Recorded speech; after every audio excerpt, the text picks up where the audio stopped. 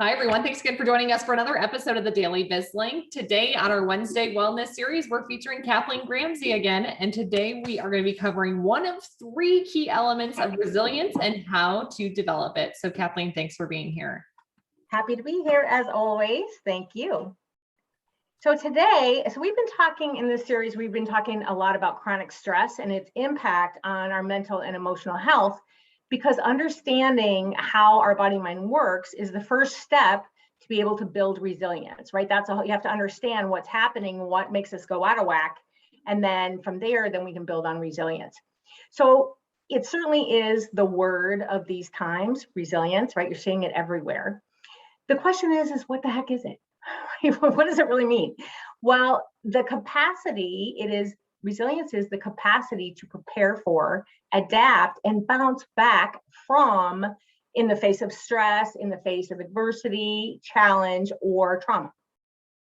And in my work in Mindful Resilience, it is a series of techniques that you apply so that you can speed up your nervous system's ability to increase your capacity to handle life's challenges. So how is it that some people seem to get knocked down and the next thing you know, they're up and they're moving forward? Like, do they have a special gene? Do they have a special trait? What makes them special? Well, the good news is that it's not anything that one person has, but it is a skill set.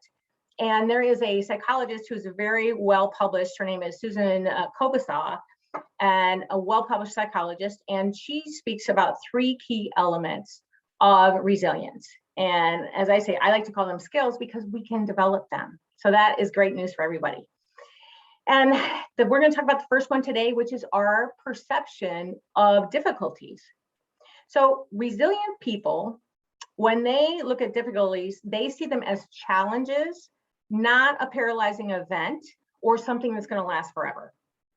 They see failure and mistakes as something to learn from and then grow, rather than something that is a reflection of their self-worth and they're doomed to live with forever.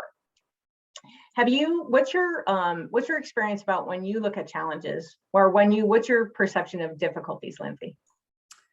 Well, I mean, I think especially in the last year and a half, I mean, it seems as though almost every single day we were faced with some sort of challenge or obstacle. And so I tend to agree. My thought process is this is only temporary. I tend to talk about it being, this is just a season. It's not forever. We're going to get through it. The seasons can look different from time to time. So sometimes it's a week, sometimes it's a month, maybe it's a couple of months, but I know that there's a light at the end of the tunnel and it's not forever. So that's how I tend to look at it.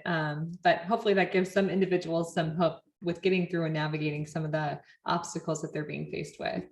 Absolutely, right? It's in that perspective. So right now, it's fair to say that the Delta variant is challenging us a little more, possibly, in terms of our perceptions about, are we ever going to get out of COVID? How are we going to deal with getting back into work and those workplace challenges, getting the kids back to school, right? It's this thing that, because it's been going on for a while now, it can put us into that place of seeing this difficulty as it's forever. And the good news is it's not. So that perception is really important. So knowing that we can change that perception and shift that is one of those resilient elements. I think that's really helpful. So as we look to, teach individuals a little bit more about this and inform them, do you have a specific challenge of the week? I do. So for this week, it is to ask yourself, what is a current challenge that you're contending with? And especially, let me rephrase this. What's a current challenge that you're having that you have a pessimistic view of? And then write down, before you write down anything, we know that if you're in a pessimistic, I can talk today, your pessimistic view today, if you're in that, then you got to get yourself out of emergency mode first. So we know, go to one of our strategies that we've done on our previous posts and use one of those to get yourself out of emergency mode, and then write down a new perspective of how you can view that situation. And you'll be strengthening your resilience. And then as that pops back into your mind, remind yourself of your new perspective. Oh, it's not going to last forever. This is going to be past before we know it.